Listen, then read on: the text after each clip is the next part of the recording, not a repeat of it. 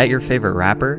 Or is that their clone? Rapper lookalikes are getting famous for their imitations. This fame is leading them to make real money. However, this could be a very dangerous game. Rappers live a glamorized lifestyle, but this comes with a lot of demons. They surround themselves with security to protect them from anyone who wants to harm them, which could be anywhere at any time. Not just in the streets, but in their own homes, in Walmart, at their concerts. These body doubles are cashing in on the advantages of being a famous rapper, but may not be ready to deal with the consequences of being a famous rapper. Drink water. People have made careers imitating celebrities for decades. Most of the time they are in form of a tribute if the artist or celebrity is deceased. You will learn today that this is not the same thing. But before we get into the new wave IG clout demons, let me give you a very quick rundown of the clone obsession in hip-hop. Eminem's VMA performance in 2000 taught us how easily you could gather 100 lookalikes. In 2007, he suffered a near-fatal prescription pill overdose. The doctor said if he didn't get help for 2 more hours, he wouldn't have made it. After this, the clone truthers claimed that he did actually die, and the new Eminem is a clone. They have extremely low evidence, but they used this interview in 2013 where his clones seem to have malfunctioned. Gucci Mane, raised in the trenches of Atlanta. Mr. Zone 6 lived a very dangerous life of crime, selling drugs, and gang activity. In 2013, he went to a maximum security prison for 3 years after pleading guilty to possession of a firearm by a convicted felon. When he got out in 2016, he was a totally different man. Gucci Mane lost 100 pounds, was promoting health and wellness, speaking clearly and coherently. People called him a clone because of this change, as if a man can't face his demons and rehabilitate his life after being in prison.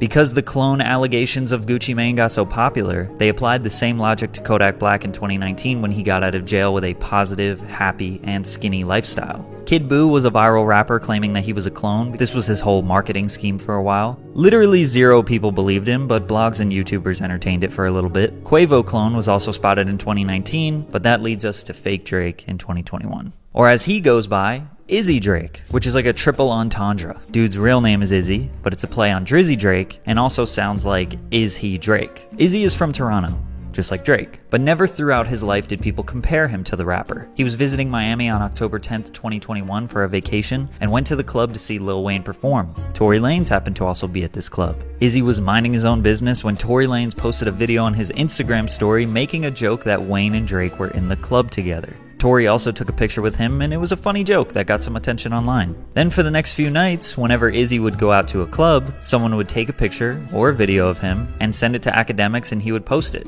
since it was getting views. And it was funny. You know the internet.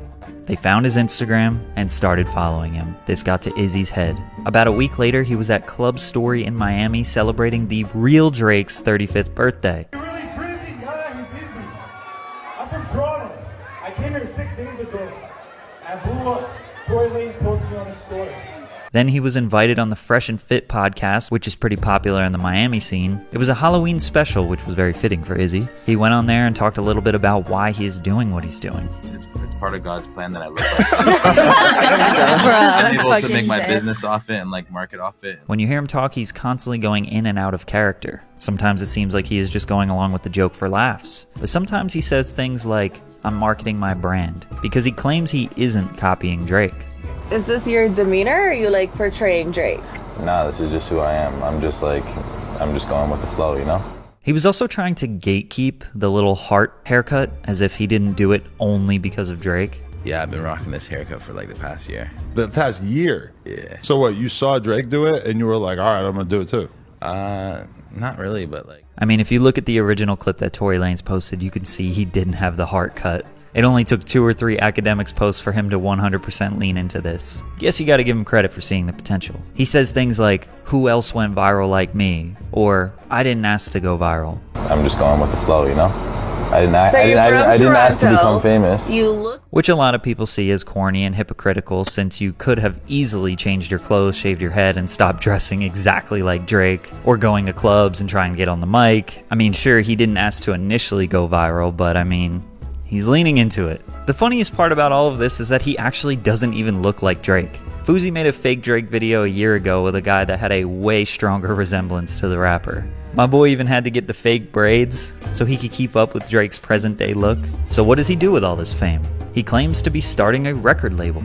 I own a record label too. Oh. I have a couple artists that do R&B, and and some do like punk rock, you know? Because there's nothing more punk rock than imitating another man. However, he is legitimately making money from being a Drake lookalike. There have been posts that indicate he's getting around $5,000 for an appearance. We don't know if it's true or not. I personally think he's getting like $500, but if the internet is saying you're getting 5K, then f*** it, just run with that narrative. I mean, the guy has 2 kids. I can't blame him for trying to make a little bit of money. He uses the publicity to do promotions and try to make connections. A lot of people live by the mantra, it's not about what you know, it's about who you know. But ultimately, we know the novelty of being a Drake lookalike will be exhausted very soon. So he better get to working on his businesses fast. Some people do question the legality of this. It is definitely illegal to say Drake will be performing at club whatever on a flyer and sell tickets to people when Izzy is going to be the performer. However, if they just market the show or club appearance as Izzy Drake, then that's fine. But he isn't just doing club appearances. He's literally performing Drake songs at these clubs. People think this has to be illegal. I mean, is it not just like karaoke night at any other bar? Is it really different than the DJ just playing Drake songs? If they aren't promoting Drake publicly, then he could probably get away with this for a while. If Drake wanted to put an end to it, because we know he knows this is going on, he probably could. So it's evident that the real Drake doesn't care.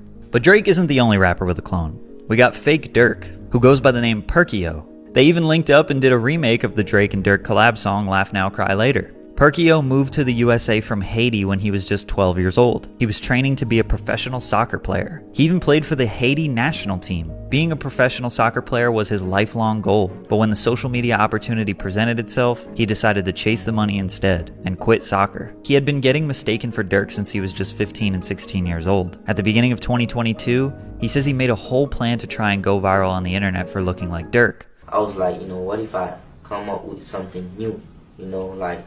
Something nobody that, doesn't do. Let me just do that. It really didn't take much effort. He posted a few TikToks, people mistook him for Durk, he put blonde extensions in his hair to match Durk's locks, grabbed some suspicious looking money, and boom, followers started rolling in. However, there was one video that catapulted him on a new level. A YouTuber named King Sid cashed in on some fake rapper clout with a video called Fake Lil Durk Prank at the Mall. The whole fake celebrity prank has been a popular format for a viral video on YouTube for years. Loft pretended to be Macklemore, Yes Theory pretended to be Justin Bieber, Christian Adam G pretended to be Travis Scott, multiple people pretended to be Billie Eilish, fake Lil Pump again, fake Quavo, fake 6ix9ine, fake Roddy Ricch, fake Lil Yachty. Just type fake and any rapper's name, prank, in the YouTube search, and you'll probably find somebody who made a video on it. Sid's video with Perkio racked up a couple million views. His plan was to go to the mall and meet some fans, and then when they thought Perkio was Durk, the kids in the mall went crazy. Now immediately when I saw this video, I thought,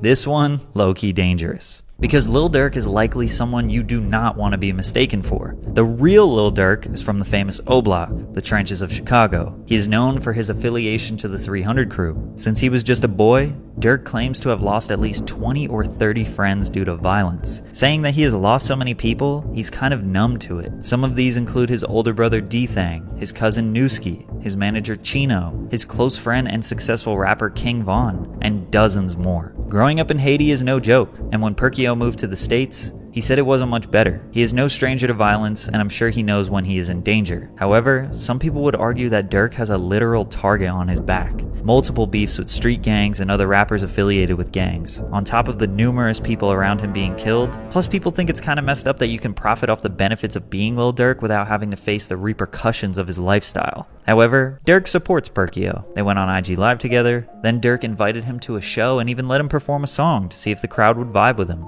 Durk said he supports the man trying to make a bag and have some fun. With that being said, Perkio got himself in a very sticky situation and may have betrayed Durk. The situation involves 6ix9ine, an infamous rapper, troll, and fake gangster, along with Steve Will Do It, who is a very popular YouTuber known for living a crazy luxurious lifestyle in which people aren't exactly sure how he got all of his money. Steve and 6ix9ine are friends. 6ix9ine and Lil Durk are not friends, maybe even considered enemies. Lil Durk's good friend and fellow rapper King Von was shot and killed in 2020. King Von dissed 6ix9ine in a rap song before he passed away. 6ix9ine has beefed with literally every rapper, and since Von is gone, the next best person to antagonize would be his friend Lil Durk. That's exactly what he did in his new song, Gene. Your man got shot, he not coming back. Go get a gun and get some get back. While many people question Steve's financial situation and affiliations to multiple potential scams, he does a lot of charitable things with his money and appears to be a genuine guy. Steve saw the good side of Danny, not 6ix9ine the brand and rapper, but Danny the real person. They became friends off of social media while 6ix9ine wasn't releasing music, but Danny would betray Steve. 6ix9ine knew that Perkio was in Miami after he performed with Durk. He saw this as an opportunity to troll Lil Durk and cause drama. Someone from 6ix9ine's team secretly reached out to Perkio and said that they were affiliated with Steve and that they could do a collab. They used Steve's name to trick Perkio. 6ix9ine then told Steve that he had a viral video idea, squashing the beef with Lil Durk, which involved Perkio, but didn't give Steve any of the details. This is where Steve should have asked a few more questions like, okay, so what's the plan? But he didn't.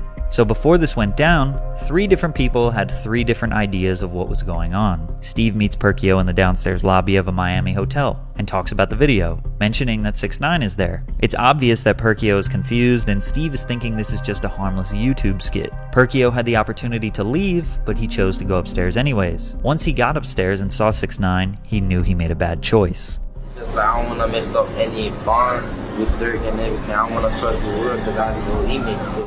Perkio at this point does not want to do the video. He still didn't leave. I don't know why or how he couldn't get out of there, but he didn't. Steve still convinces Perkio to meet 6ix9ine because he doesn't fully understand the problem. You guys can still meet. You guys should still meet on my thing, no matter what you do. 6ix9ine walks up to the obviously shook Perkio and puts a jacket on him that has a picture of King Von on the back, trying to be disrespectful and antagonize Lil Durk. Video gets posted and goes viral. Immediately after, Perkio jumps on Instagram Live to talk about how he was scared, how he's just a kid, and he got set up. Then Steve jumps on Instagram to defend 6ix9ine because he still doesn't realize that 6ix9ine took advantage of him, and he called Perkio a liar. So whose fault is it? Steve doesn't actually know the details of the beef with 6ix9ine and Durk. If you watch any interview or podcast, it's not hard to believe that Steve lives in his own bubble. 6ix9ine knew exactly what he was doing. He betrayed his friend Steve and used his name to bait Perkio into coming to that hotel just for a little bit of clout. Steve didn't realize this until he jumped on the I Am Athlete podcast and they made him realize the severity of the situation. Perkio, I thought of him as a paid actor. You don't press a paid actor. You don't. Now these guys were definitely tough on Steve. However, their ultimate point was pretty spot on. 1, why would you fully trust 6ix9ine despite him being your friend for the past year? I mean, Steve has to know about his past a little bit. 6ix9ine says, I got this viral video idea, squashing the beef with Lil Durk. Steve should have probably asked him some questions like, what beef? Why would this even be viral? At the end of the day, it's Steve's YouTube channel. It's his brand and his image. He did realize this mistake and cut off 6ix9ine. He also gave Perkio $20,000 for the mistake of setting him up. I didn't mean no harm. Yeah, no facts. This is everything I got. Cash, I want you guys. This may be a bit excessive, but just shows you the type of guy that Steve is. 6ix9ine is definitely the conniving one here, who will do anything for some attention. Perkio is only 19, and he's just chasing a bag, but he definitely needs to be more careful, because I wouldn't be surprised if someone else tries to take advantage of him. Being a celebrity, especially a rapper, inherently brings more danger to your life. These clones want to cash in on the fruits of the rapper's fame, and I'm definitely not hating on someone trying to make a little bit of money, but they do not want to deal with or be held responsible for the adversity that these rappers face, which may lead to more messy situations in the future.